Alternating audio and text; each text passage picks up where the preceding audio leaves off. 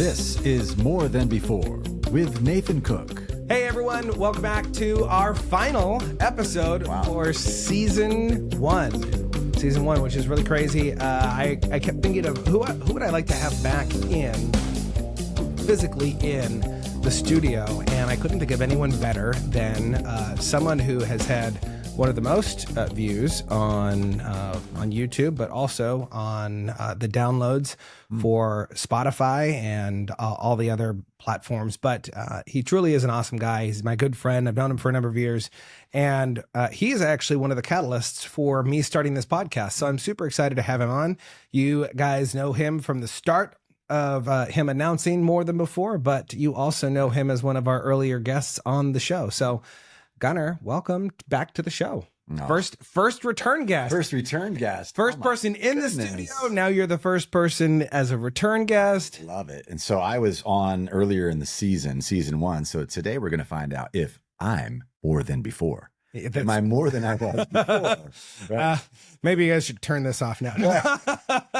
See how I'm doing, right? No, this is great. Congratulations. I mean, excited. Just knowing the work and just the effort and just what you've done and just growing it, learning, you know, the mechanics of podcasts and all of it, and just growing your brand is just, it's a treat to watch. Well, I still don't know the mechanics of podcasts, but I'm working on it. It sounded good to say. It did. I appreciate it. I'll cut out the rest of it. It was a split second decision. It was like, I was going to say this word, or this word. See, I'm hyper vigilant. So I'm just like, it's like door number 3. Constantly trying to make me look better, which is why you're one of my good friends. I don't need to make you look better. You are.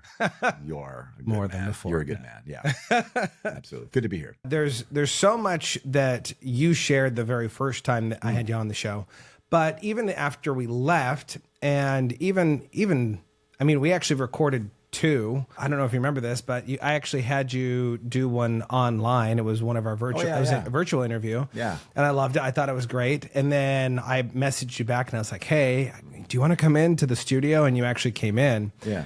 And it was funny because the conversations were completely different from those 2 times. Yeah, they were. Still a lot of value to it, but a lot of it was still focused rear facing. Yeah. And so I'm excited to kind of move forward and see what you're working on and kind of who have you been moving towards as an identity.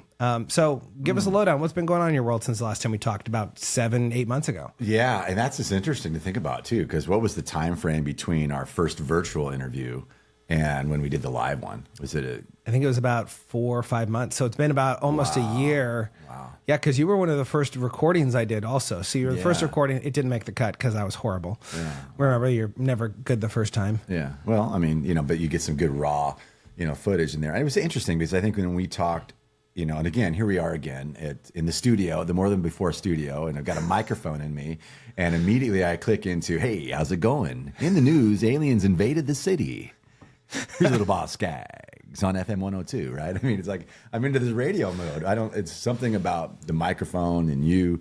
But it was just interesting because I think so much of what we've talked about over the years, we've been friends for a long time. Yeah. And I'd been been on a journey really leading up to 2017, you know, where if you haven't watched the first one and you're watching this one now, when I went into the ER, August 19th, 2017. And so much, there was a journey getting there, and you were a part of that journey. Just always speaking life into me. I was just stuck. You know what I mean? I was stuck. I was resigned that this is just the way my life is going to be. This is how it's going to end. This is how it's just going to roll out, right? And you always believed in me. You always were speaking life into me. And I just couldn't quite get there. I couldn't quite grasp it. And then I ended up in the ER, and it was just like a perfect storm, I guess, right? Of just, okay, this is my opportunity. This is my now or never. This is my wake up call. I've got to do something now. And thanks to God and just meeting me where I was and putting, you know, one foot after another and just kind of making my path straight, right? Of just like one step at a time, right? And stop trying to get out ahead of it and trying to manipulate your future or outrun your past, right? So we talked a lot of that, right? The stuff in the past. I have my isms. I have my talking points. Your default go-to. Yeah, what we want to talk about. And I felt like that second one we did just felt probably a lot more settled, maybe more authentic, and just feeling comfortable just being with a friend. That's what, 2 microphones, really. It's right. It's a cup of coffee.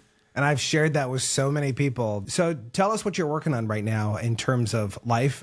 So you're still heading up nonprofit world, right? Yeah, I'm in the nonprofit world. I kind of, it's interesting how it's played out. I'm working with a longtime friend of mine, Lori Gift, who's the executive director of the Mr. Ballin Foundation, as well as has started her own business. She's been in nonprofit world for 30 some years, and called Gift Nonprofit Strategies. And so I'm we change my title, I think every week in that. I think it's Chief Strategy Officer, and I'm doing partner strategy at Ballin, but it's super fun. And we were all together, Shelly and I, my wife, we had a big 5K yesterday. We were there with Lori and Chad and just the entire family, and it was fantastic. And so it's fun being able to do work that's hopefully meaningful, with people that you just, that are growing you, that believe in you, and that you're continuing to grow under and learn more and more about nonprofits. So Ballin, it's interesting, is I got the hat here. I kind of come alongside the Mr. Ballin Foundation. Mr. Ballin is one of the top podcasts, Strange, Dark, and Mysterious, storytelling podcast. He's an influencer, YouTube, 20 million followers, Navy SEAL, an incredible story. And he's telling these stories, strange, dark, and mysterious, and crime, and it's like, I'm telling stories, and obviously you're making money off telling stories. And I don't want to just make money off the stories that I'm telling. Yeah. I want to make impact. And so I started a foundation to honor and support and work with, victims and families of heinous crimes. So we give grants, and we've given, I think in over $1 million at this point. We've been in existence for probably about 2.5 years, to different organizations across the country, whether they're working in domestic violence, sexual assault, human trafficking, children of homicide victims, So we're partnering and providing grants to organizations that are on the front lines of this. We also work with, mass violence. And so we have a rapid response philanthropy. And so I kind of lead up that charge, as well as our partner strategy for the foundation. So like when a mass shooting has occurred, we decide, hey, we're going to engage this. We'll do a deep dive into what's going on and kind of do an assessment of what's happened, and really look for, the need, and find those partners that are on the ground that are going to be there long term. So much comes in initially in that first few weeks when you're still in just kind of reaction mode, right? Yeah. Triage mode, and just the shock of it. But we want to partner with those that are going to be there long term. Uvalde happened. We partnered with a group that launched the Children's Bereavement Center in Uvalde, going to be there long term. And the Nashville shooting and in Maine last year. And so we really try to really make a difference, a long term impact.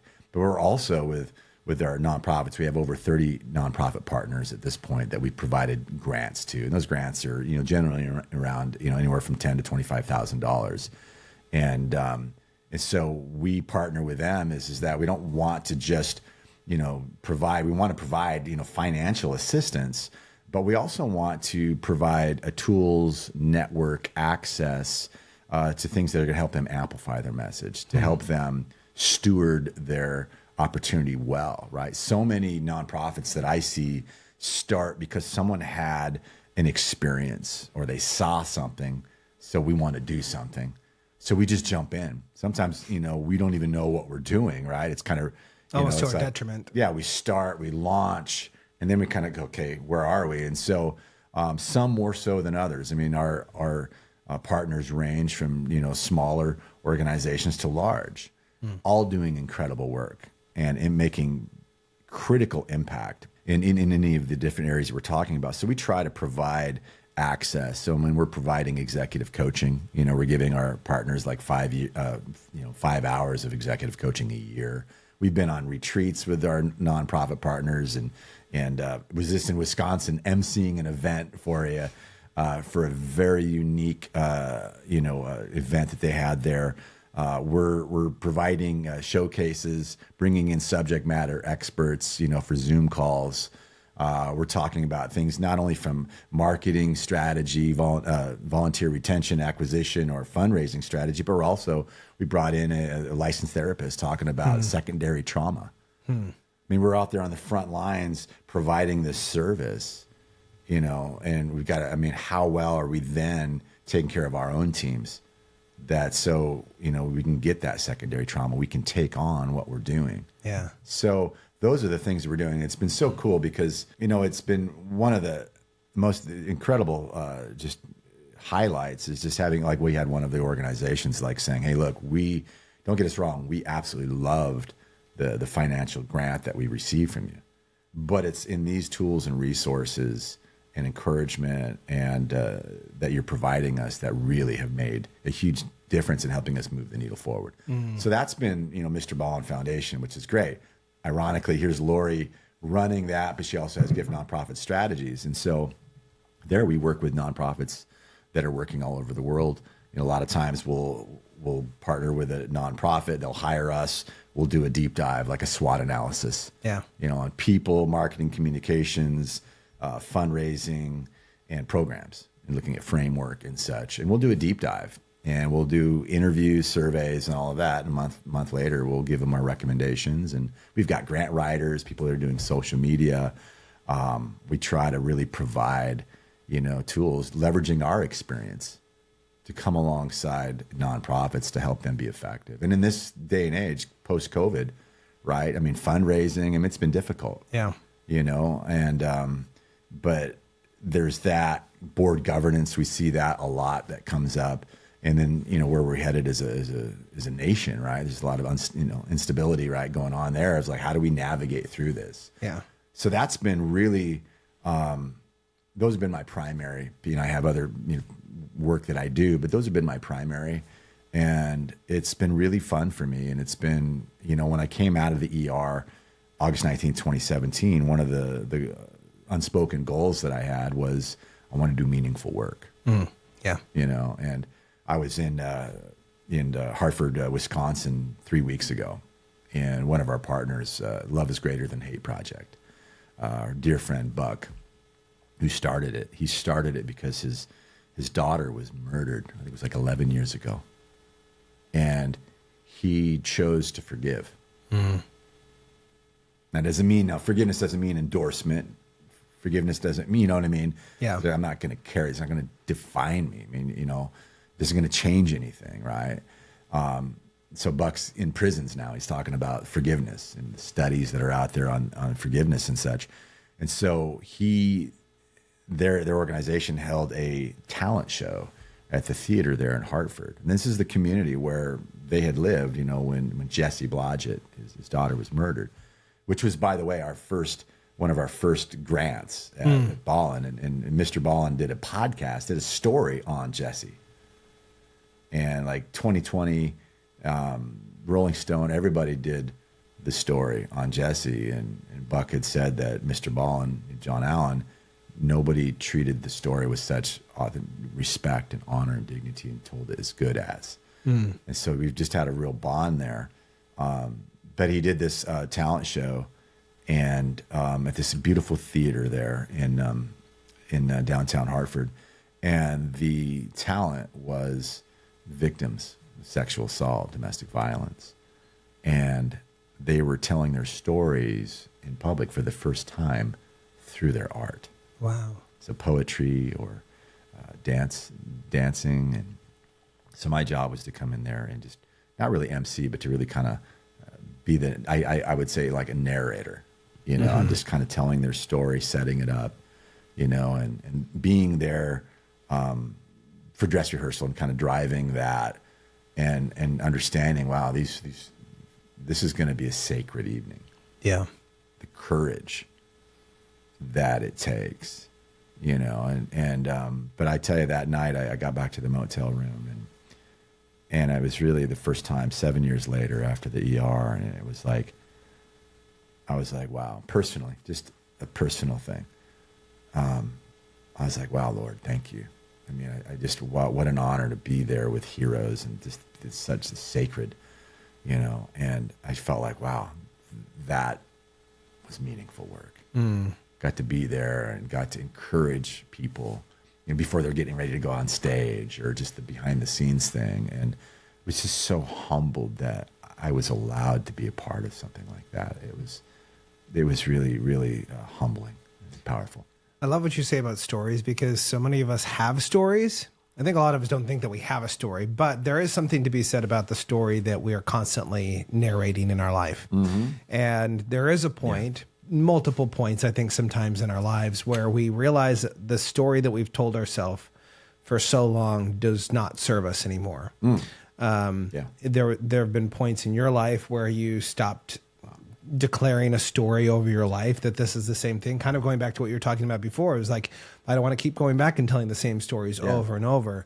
And there is a point, like even with the victims that you were talking about, that where they get up and you have to speak the story first. Yeah. You can't keep it hidden. You have to give it air to breathe before you can move on to the next story of your life. Yeah. And so you have really done quite a number in your own life, even within the past 7 months, to start to tell a different story. In fact, I think it was probably like maybe 4 weeks to maybe a month or two later that you were back in the hospital with a scare, and you hadn't talked too much about that, but you had a scare about a medical happening that could have turned into something. What's the story that you tell yourself now?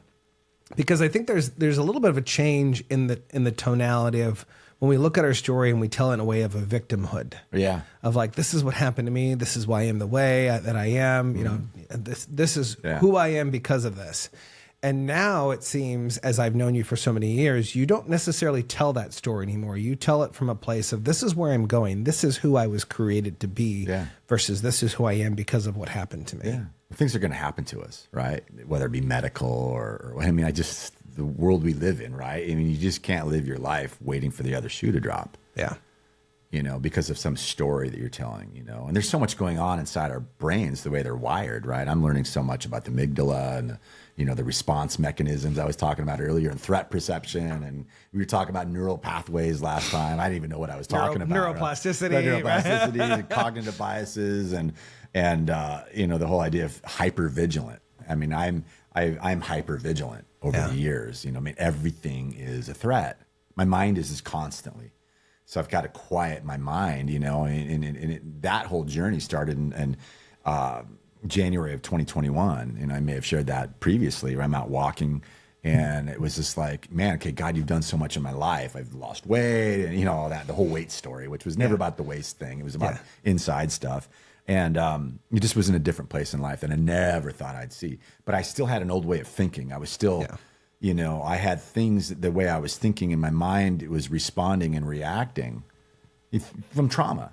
Yeah. And I'm trying to, physically change things. Physically, or podcast my, find hacks and do all these things to white knuckle my way through it, right? Oh, here comes another trigger. Ah. It's, I got just the download. It was like, man, gee, Romans 12:2, right? It's just like, by the renewing of your mind, God's like, you need to let me change the way you think. Yeah. And I had no idea where that journey would lead me to where I'm at now. And right off the bat, I mean, when that happened, it was a couple months later, they found a spot on my liver, and that rocked me sideways. Yeah. Because you're just thinking, all of this, you brought me all the way, for that, and there was a choice to be made there of, how am I going to view this? Is it going to be through that lens? No, it's scary. And there's real emotions that we're born with, right? I can't deny the emotions, but am I going to allow myself to hitch my wagon to those emotions, right? And react in ways and I really, that really set the stage where just when we were talking about a few months ago, I mean, I went through a crazy series of health stuff late last summer, I had a kidney stone for 60 days, which was just a nightmare. I mean, it was a nightmare. I've never been in so much pain in my life where I literally would just start throwing up. Mm. I still got my steps in. You're not going to allow me to stop me from getting steps. No, that's just non-negotiable. It's just part of who I am, and I love it. But it was these kidney stones, and that was done, and we had the surgery, but there's no stone. Apparently I passed it. All that for which is that story there. When we thought we passed it is a side story that was. I don't even know if I can get into it. This is like more than before after hours. And so, hold on to your bucket. It was in a public restroom. But anyway, and all my friend all he heard was dink, and that might have been the stone.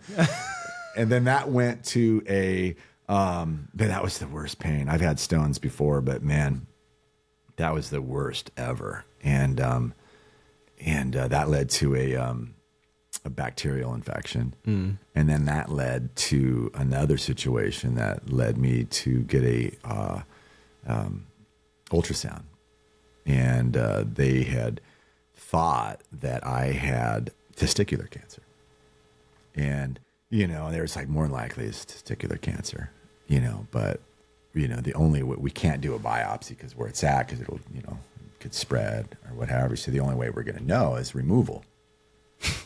And so, they're ready to go. And this is around the time, when we had, I think we were recording. And so it was just after when you started to. Yeah. And so, we were literally days away from removal.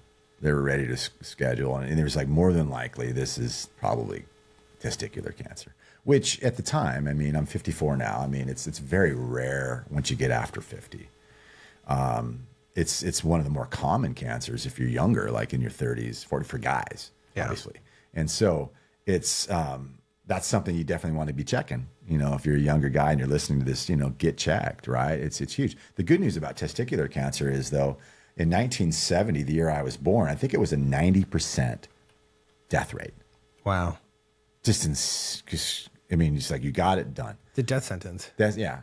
Now, 50 some years later, it's like 90% survival rate. Wow. It's one of the success stories with cancer, and that they say that type of cancer really kind of melts like butter to the treatment that you get, but it was a deep dive, and it took me back to when I got that spot in the liver, which took me 9 months to finally be convinced that this isn't cancer. It just throws you sideways, and it challenges you to, think about, you're like in a snow globe. Yeah. You know what I mean? You're spinning around in a snow globe. And, stop shaking. Yeah, the poor dude inside's like, is like, stop, and then you settle and there's just snow and you're just feeling woozy. But, I did a deep dive on testicular cancer, but I was able to apply what I had learned, just 3-4 years ago. Yeah. In my faith, and just like, wow, okay. I'm grateful for this because, I believe in being a Jesus follower and just the fruit of the Spirit. And God wants to produce the fruit in us. And this is just a great opportunity for him to continue to produce fruit in me. Yeah. There's purpose in this. I can, not that it's not scary. We don't have fear, but, it's in this, there's purpose. That's what flipped the switch for me, starting with the liver spot. I wrestled with that for a few days. I was like, oh my goodness, this is wild. But then I started really just kind of, for me, it was meditating on God's word, and just my mentor, Gilbert, we've talked about the pop quiz, right? Yeah. Something happens, we react, pop quiz, what fruit of the Spirit do you think God wants to produce in you from Galatians 5? And it really was, wow. I was able to flip the switch from this is what this is what it comes with it, but I was able to see purpose in it. Purpose in it for, my life in continuing to grow and to mature and hopefully to become more like him, but also to my family and to those that are watching, that, it says in Philippians 4, I can do all things through Christ who gives me strength. You look at Philippians 4 and Paul's writing about, finding the secret, whether he's got much or little. Yeah. That was 25 years after his conversion. It's like he didn't wake up and say, I'm content. Yeah, it took a little bit of time. But it allows us to, we can look back in life and just see things differently. We can see purpose. We can see growth. We can, we're just really bad at remembering, the things that have carried us throughout. And so here we are, testicular cancer, and we were ready to go. And I was able to apply kind of this new lens that had been developed in me of just seeing purpose in it.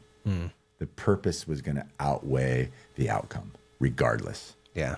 I mean, none of us gets out of this world alive. 100%. You know, quite literally. And so, and not that, you know, and this is different. I mean, we talk about the things that I am working at the foundation. And in fact, those are things that it's like, man, who am I to sit here with this? And, you know, it's easy to maybe have this attitude with this, but when someone is suffering with something that was done to them, it's a balancing. I mean, how, you know what I mean? Yeah. There's no the justice and all of that comes through that, and the mindset of how we react and respond to it. Right. For my journey, that's been, you know, we ended up obviously, you know, at the last minute, so let's go on active surveillance.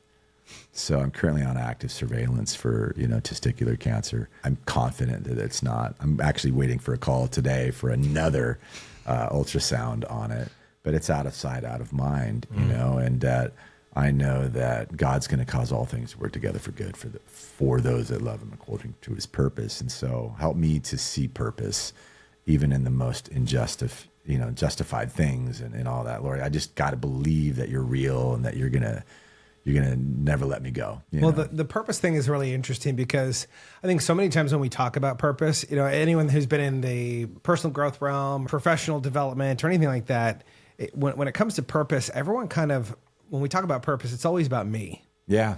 Right. It's like where yes. When it comes to purpose, I'm going to be the center of the purpose, and it's going to go out from there, rather than, well, what if your purpose in life is to have one small impact on one person's life? Yeah. And maybe that echoes across the world as someone else. Maybe you are the supporting cast to the grand purpose of all things. Yeah. And I think so many times we look at our lives and we go, wow, I can't believe this is happening to me. Yeah. I am the main act. Or maybe you feel like nothing is happening in your world and you're like, well, I don't have a story to tell because, you know, I wasn't diagnosed with this, or I didn't have abuse, or all those different things. We all have a story that we tell ourselves.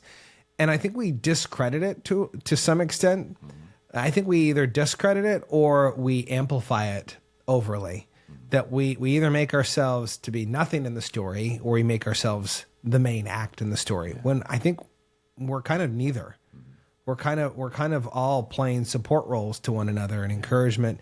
One of the things that I was curious about, because people talk about meditation a lot. Yeah. Meditation has a lot of different contexts and meanings.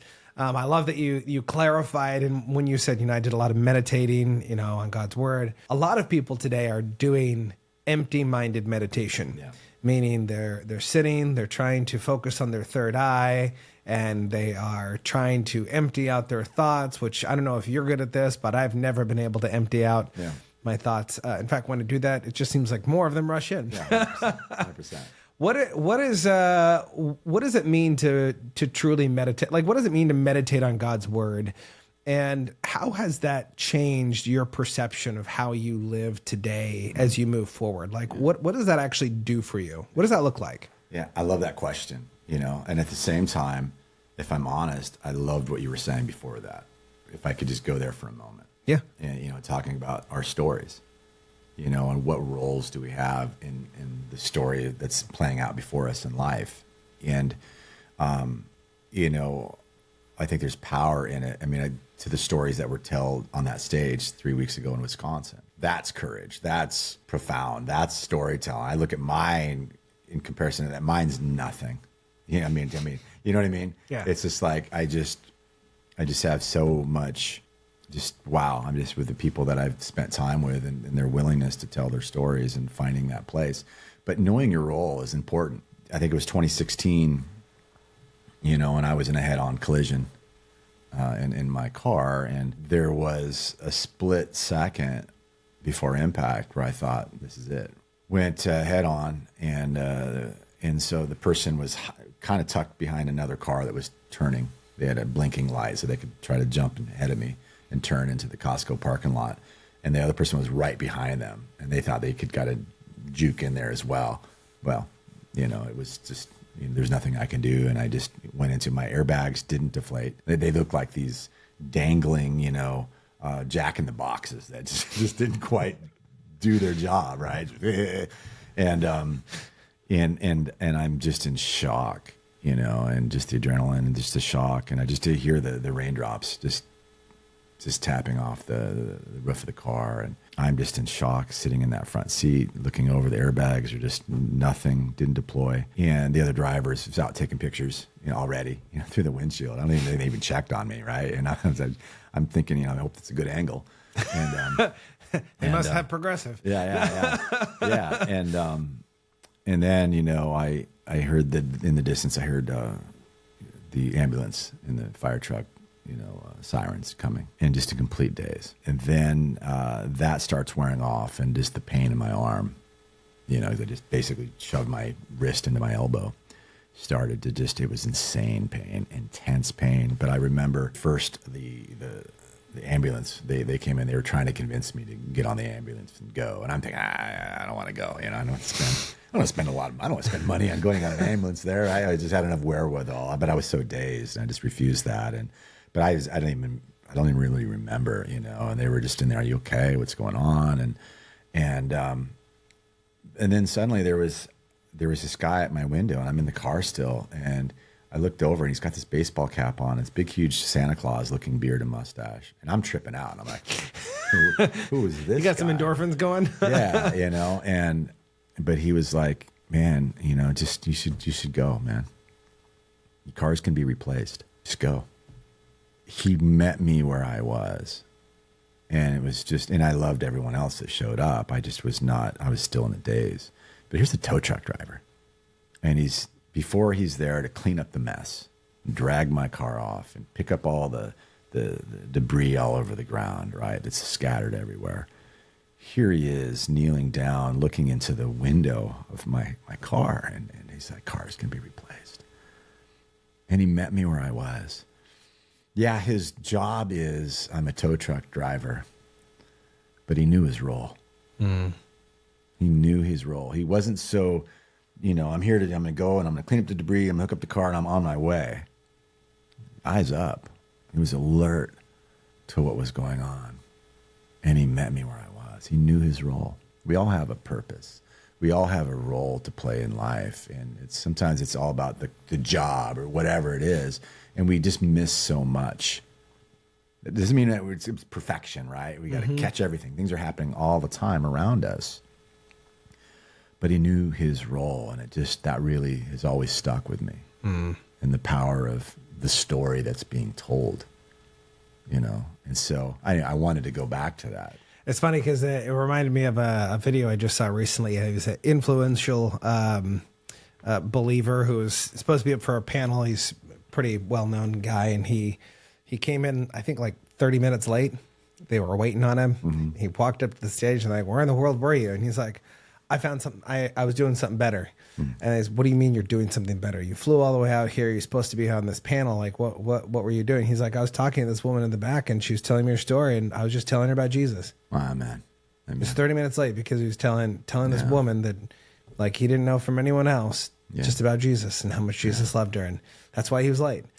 And there are those moments. I love that you say that, because I think we do get lost in the doing thing. We talked about this over 100%. And over. Yeah, human doings versus human beings. Yeah, and who are we being to the people around us?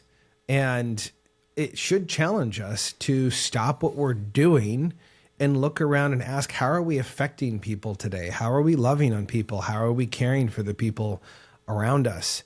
And I think there's something to be said. I'm gonna, as a father, as a going to be father again. Yeah, that's right. Congratulations. Very soon, which I think, it's kind of funny because since I've known you, we've known each other through all of the birthings of my children. And every single child, I learned something new about them, and loving them and understanding kind of who they are. I think there's something great when it comes to the expectation of new life. Mm. There's always the expectation of new life when it comes to a baby, right? Mm-hmm. Whether that's a parent or whether going to be a grandparent soon. Yeah. So congratulations on that, which is super exciting. Thank you. But what does it mean to have new life? Like you think of Jesus and Nicodemus. Yeah. And Jesus is like, hey, you must be reborn. He's like, what do you mean? I gotta go find my mom again? And he's like, no, oy vey. Yeah. Oh, these people. Yeah. But what does that mean to have new life? Like, because there are events that offer us opportunity, I think, to have new life, to look at things from a new perspective, going back to that meditative piece, instead of emptying out your mind, fill your mind with the right stuff, with good stuff, with truth, right, noble, kindness, like all those things. What does that mean to have new life? Because you've had new life. Yeah. Well, I think it's interesting because, sometimes, when you experience new life, whatever that looks like, right, for whom, whatever your journey and story is, for me, finding that new life in Jesus and just finding that hope, and sometimes, it's like you find this new life and you just, for me, it was the weight that I had been carrying for so long was beginning to dissipate, was beginning to, no longer be there, right? Doesn't mean that we don't have our story. Doesn't mean that we don't have things that we look back on and go, gosh, what was I thinking? That you're just embarrassed about, or, you feel guilty, or maybe you have shame over whatever, right?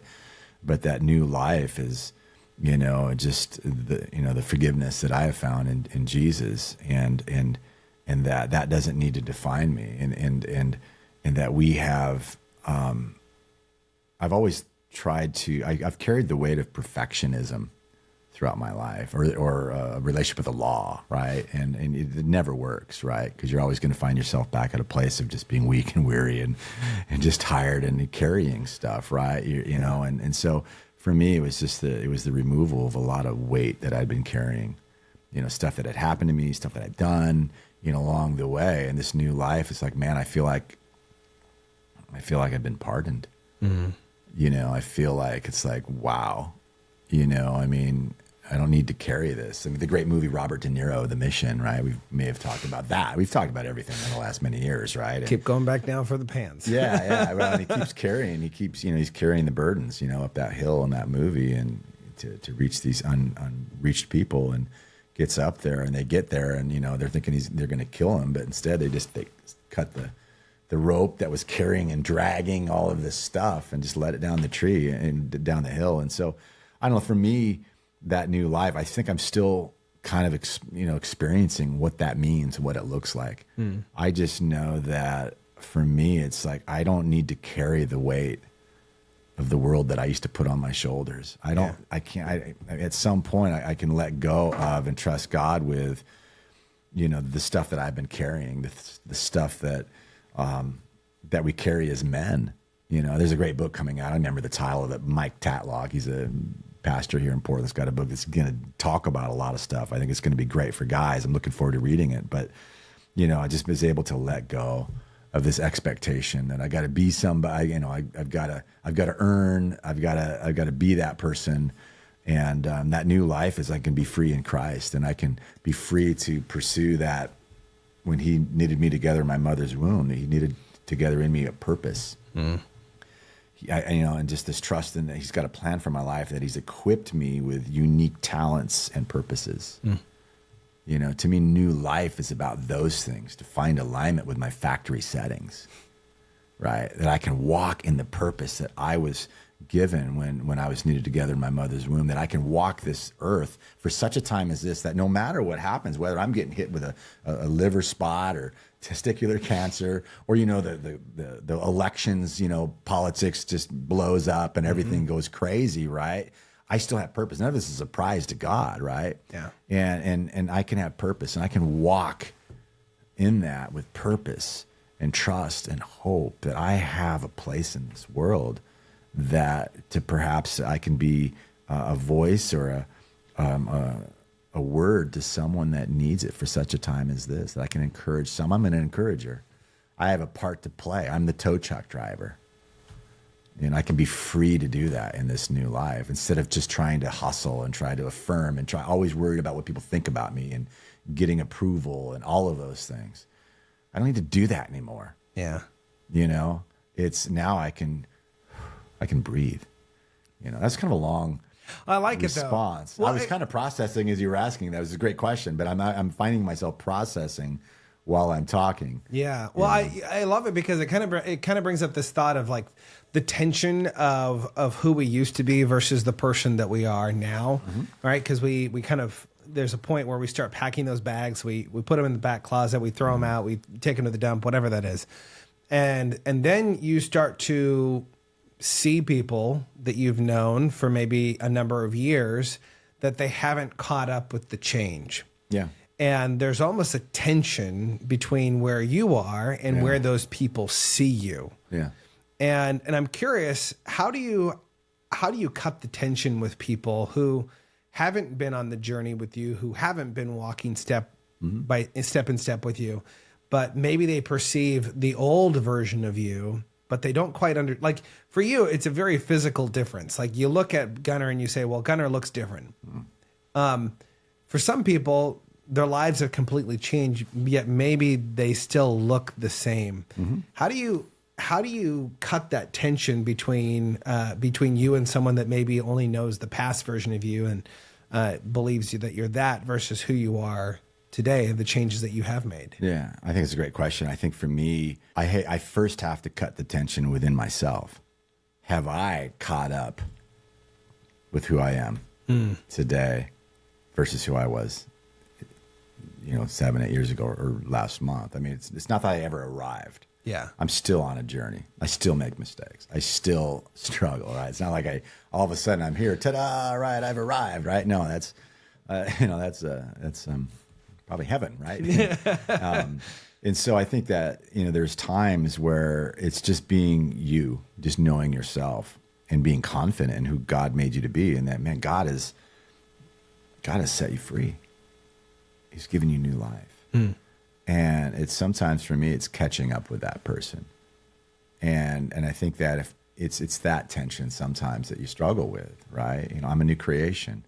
Well, then why don't you act like one, right? Or I do. I mean, it's not about perfection, right? It's about holiness, and that's a lifetime of daily surrender. And so we're all in this growth place, and hopefully, as we make that peace within ourselves and God, that that I'm catching up with. This is who I am.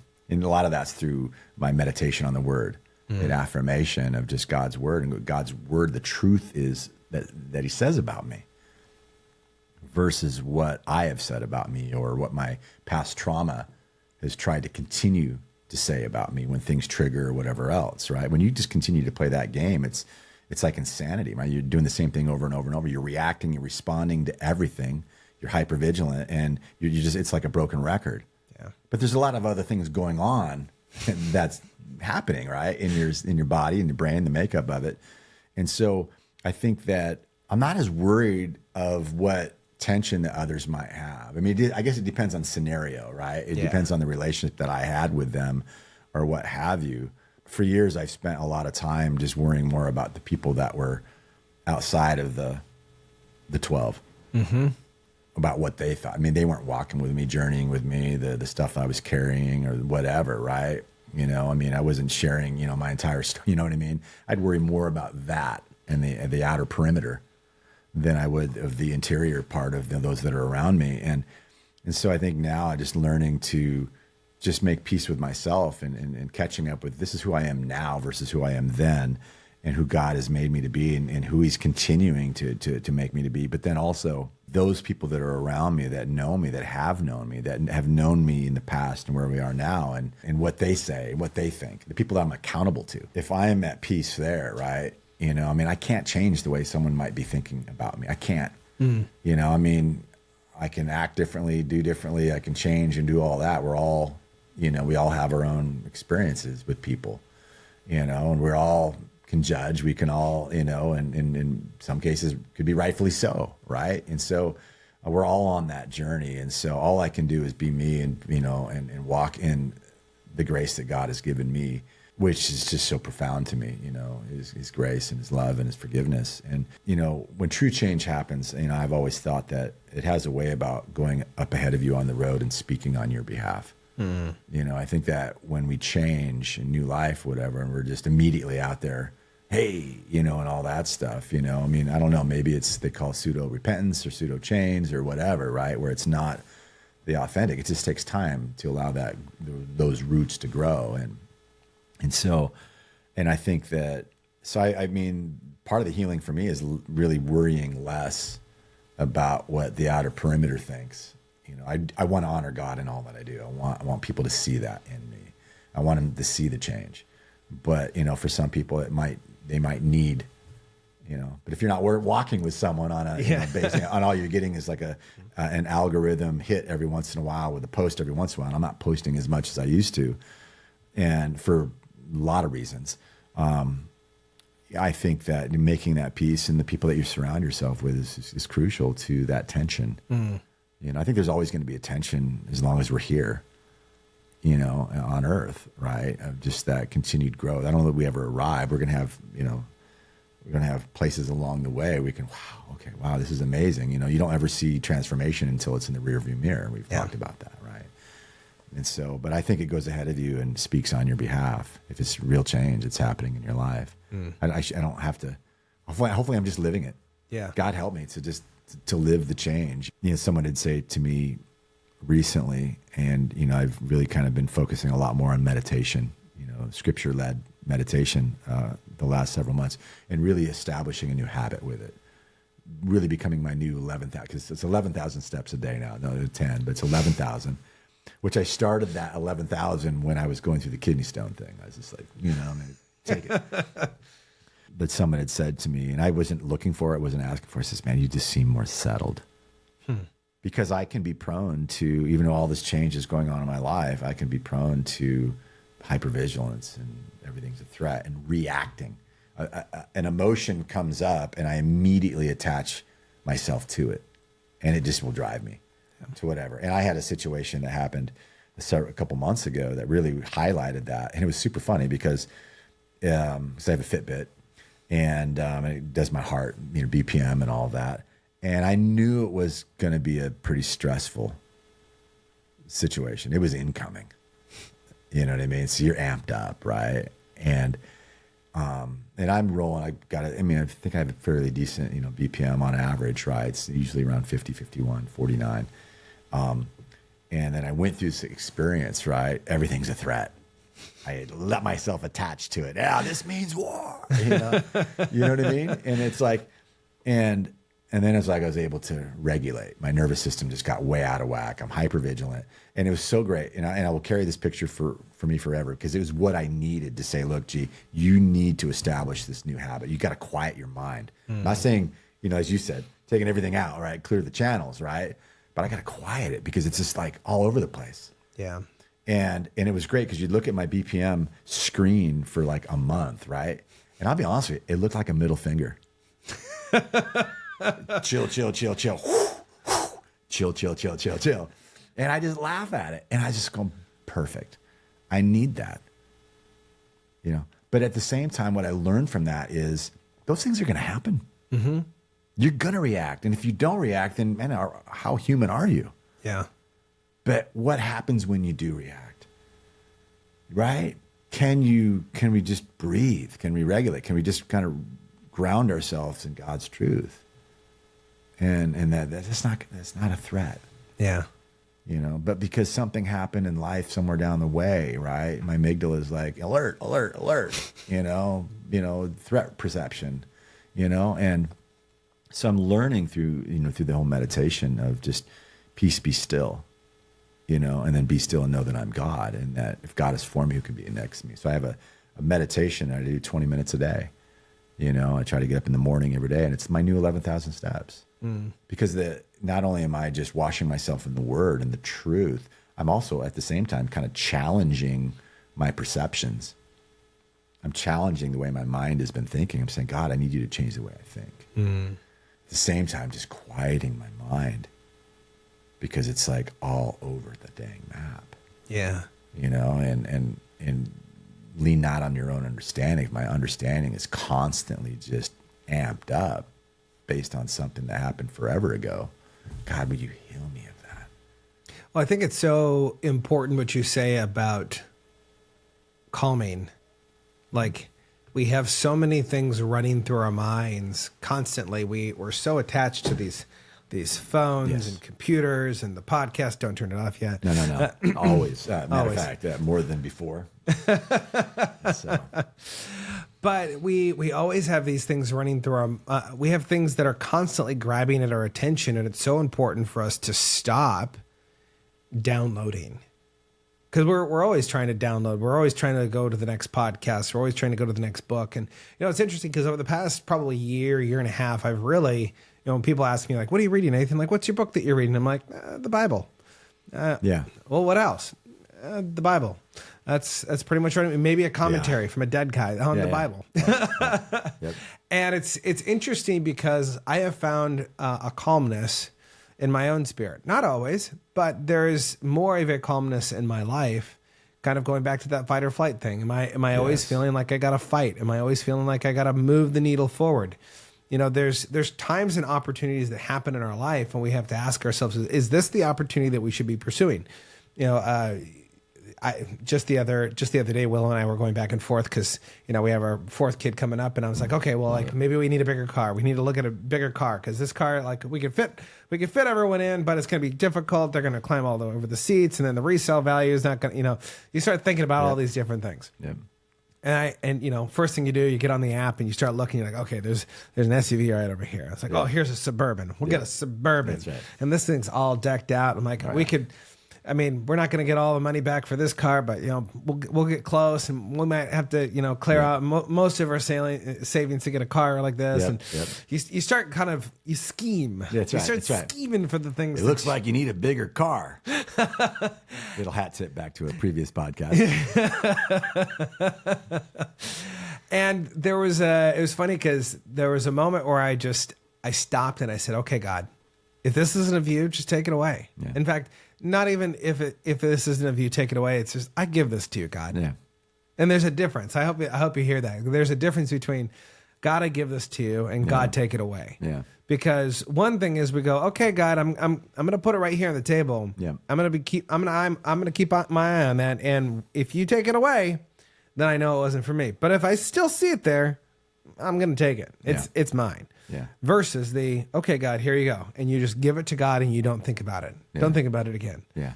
And ended up doing that. And it was funny because the perfect car for our family. Love it. The next day I looked and it was gone.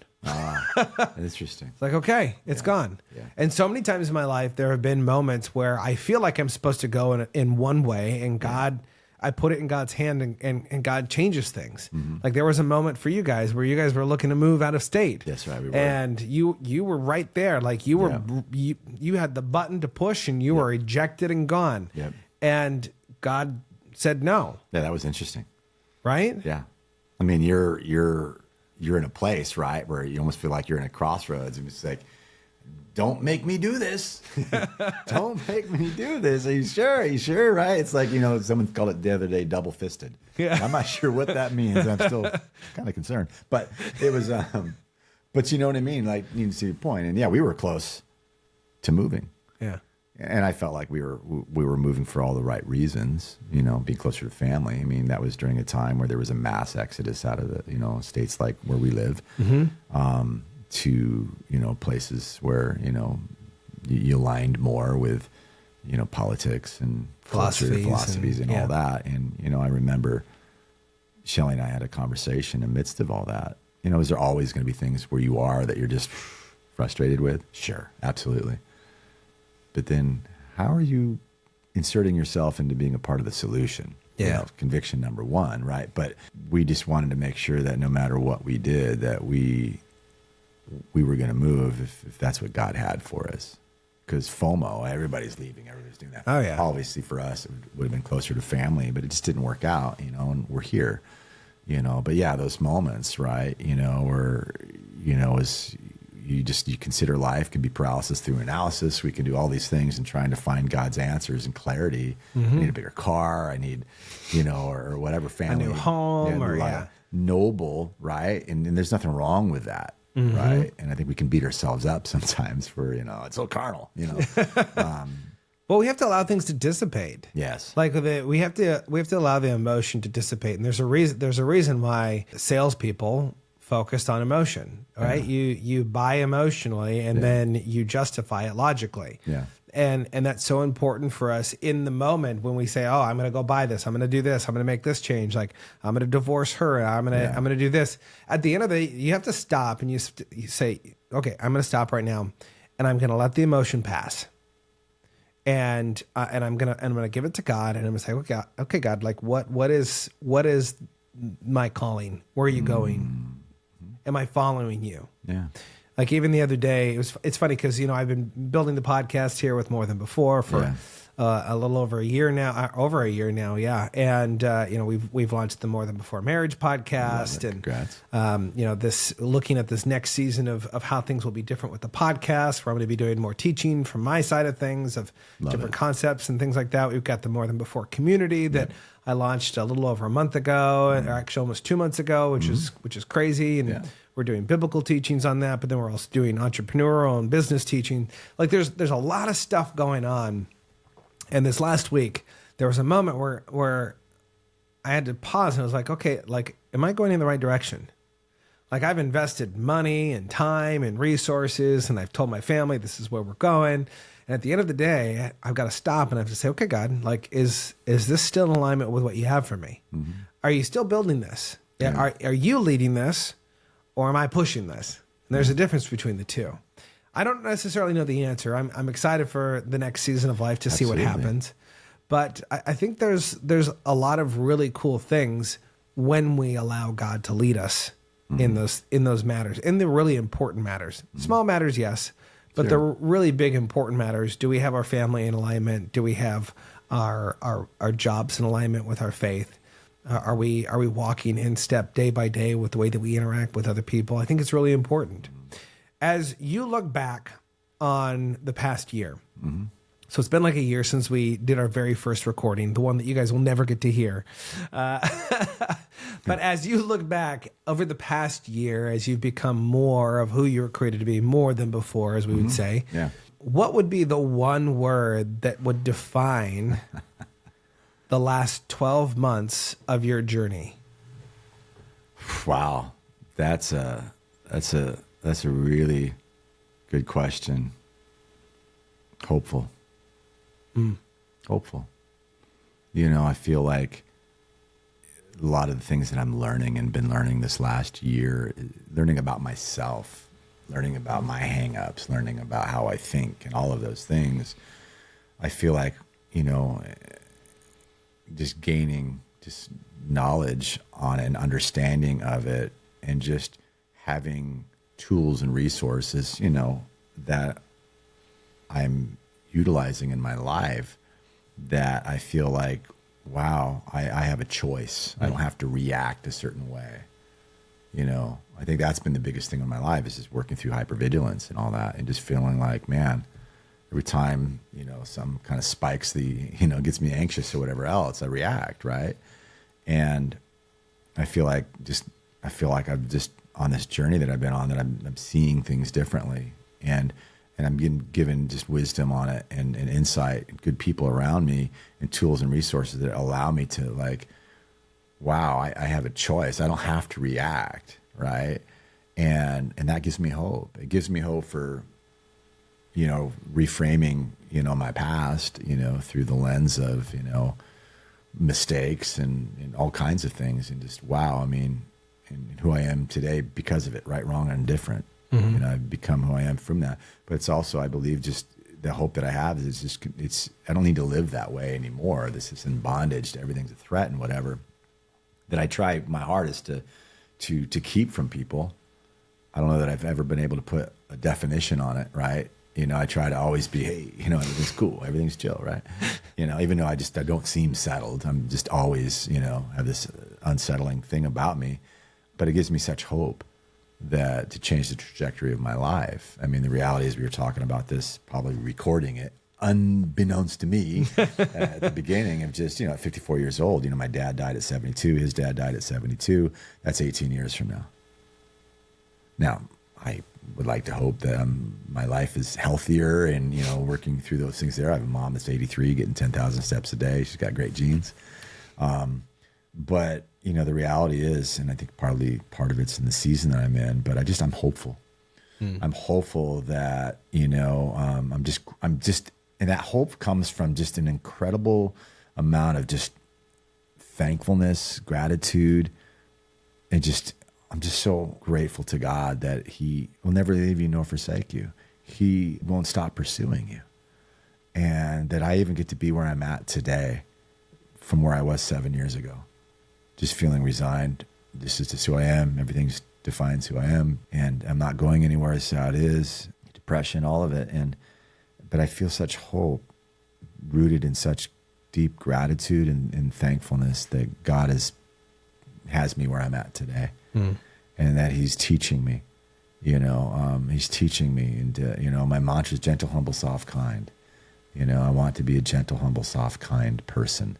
And it honors Christ and all I do. And just I want my family to know they are loved by how I treat them. It's an amazing thing. And I'm learning. So I feel hopeful, and I'm learning about emotions. I'm learning about, hey, you're going to feel emotions. I learned about this thing recently called the change triangle. And it's so profound because we have emotions like fear, anger, or what have you, right? Things that we're born with. And that's okay. You're human. You're going to feel these emotions. Yeah. But somewhere along the line on some of those emotions, I was told that it wasn't okay. And that might sound very victim-like, but it can ingrain itself, right? And you don't even know it's that way. It's like I'm afraid, or I'm angry about something. It's not your opinion doesn't matter. Your voice doesn't matter. So you shouldn't feel that way. So I feel an emotion, then I immediately either feel guilt, shame, or anxious about it. It's like, oh man, I feel guilty that I'm feeling that way. And so I don't want to feel that way. So then I pop over here to, coping mechanism. I've been becoming more aware of my thoughts. Now I'm learning to pay attention to my thoughts. And that it's okay to feel a certain way. Sit with it, learn from it. You don't need to attach, yourself to that wagon and, off you go. So all of that has just been a deep dive. I mean, again, it goes back to, we've talked about Richard Rohr, right? The first half of life, we write the text. The second half, we write the commentary. Maybe that's where I'm at in life. But just been doing a deep dive on just self-awareness, framing that, reframing it through the Word of God, and it's been powerful. Shelley and I, we've been reading through the writings of Paul in chronological order. We're just in Colossians now. Just incredible. 2 Corinthians, amazing. I think of Romans and just Galatians. I'm just feeling really growing. So I'm posting less on social media, but I'm hoping I'm growing more, becoming more than before, because I don't have to tell my story all the time. I have to get all these updates, and I can just focus and just let him. Just want God change the way I think. That's the journey I'm on, And so it's it was a little bit of dancing around there from hopeful, but those are just things that are on my mind that I'm thinking about constantly. I love it though. And I appreciate you being willing to come back on and to share more. It's funny because when I first started this out, you kind of have the way, right? The way that you want it to go, and you have kind of your perception. And my original thought was with the podcast was, okay, we're going to have one guest on, and that one guest, it's their only shot. Yeah. They're never coming back again. Right. Hit the ball out of the park. Hit the ball out of the park. We're just going to talk about your story. And what's interesting is even after recording with different guests here and there, I go back and I look at what's going on in their lives, or like a couple weeks later, it's like something happens that just dramatically changes the way that they're living their life. And I look back and I'm like, man, I got to have them back on, but that goes against my rules. But I got to stay with my rules. Like, this is the way and so it's funny because we can get so caught up with the process of this is how it has to go, that we forget that the process is meant to be changed to serve a greater number of people. So one of the things that you guys are going to find for the next season here is I'm going to be bringing some guest backs, which, by the way, if there's a guest that you really enjoyed, let me know. I'll reach back out to them, see if they want to come back on. I can't promise they'll come back on because some of them are extremely busy. I was super lucky that I messaged you at the right time, and you happen to have a little bit extra time today to pop in the office. But I'm so blessed to call you a friend. I'm so blessed that you have been able to pour into everyone's life. I hope that what Gunnar said today created a hopefulness in you, that there is a hope for your future. There is a hope as you look forward, that you don't need to keep looking backwards at what happened at your life, but you can actually start today, look forward, and have a hope for the future, and that you can be more than before. And so I want to encourage all of you guys listening. I know this is a longer episode than what we've had in the past, but it's okay. It's the last one, so I can do whatever I want. Yes. Yes, this Power to the people. This is when viewership drops down. But I want to encourage you, take a moment to share this with someone. Who do you know that could really benefit from this episode? Or maybe it was a past episode that it served you really well, and you think, man, like I remember what that person said. I remember how that made me feel. And would you go back and share that with one person? In fact, that might be a great challenge for everyone. If you've listened to the entire season, is go back and re-listen to it one more time. Except this time, don't listen to it from the perspective of what you need. Listen to it from the perspective of who do you know that could listen to this and have a moment of shift, something new happen in their life, that they want to create something new. Because that's the reason why I do this. I don't do this for the Nathan. This isn't the Nathan Cook show. I've had a couple of people say the Nathan Cook podcast. No, this is more than before. It's more than me, and I truly believe that. So make sure you share this with a friend. Make sure you take a moment to subscribe, like it. There is going to be a season 2 that's going to be coming around the corner. Be looking for that probably the first of the year. I'm not taking time off. No. I'm actually just working behind the scenes of making this better, working towards some newer guests. If you know someone that has a great story or has some great insight of living life, shoot them my way. I'd love to get to know them. You can shoot them to info@nathancook.net, or you can send them to my website. They can fill out a form and connect with me. But before we go, because you were the person that pushed me most to do the podcast, for those of you guys that are watching, for you guys listening, you guys are going to miss this completely. So go watch the video. But because you were the one that pushed me the most to do this, because of your encouragement, because you are an encourager at heart, this is a limited edition, only one in print, More Than Before hat that actually says Gunnar, because he is more than before. So this hat is yours, my friend, to take home. Wow. If you don't see it on him, it's because he hates it. I do. I'll put it on right now. I'll put it on for now until I get out to the car. And then no. This is great. Thank you so much. Wow. Brother, thank you so much. Thank you, and congratulations. You know, maybe in season 2, we can have you as a guest on the More Than Before podcast. I think so. That would be amazing. We'd like you interviewing you. Yeah, I could do that, but it would be... Wouldn't that be crazy? Very meta. This is an honor to be a part of it, and I couldn't be more proud of you as a man, a husband, a father, and who you've become since when we first met. And so to be able to sit here and drink some coffee together and just have conversation is just a highlight for me. And whether you texted me last week, this week, or whatever, we make it happen. It was a beautiful day in Portland, coming over the river, and the beautiful leaves changing for fall. And it was just a wonderful drive to get over here and to be with you, because I get to be with my friend. So thank you. I love it. Well, until next season, remember to be more, see more, and experience more than before.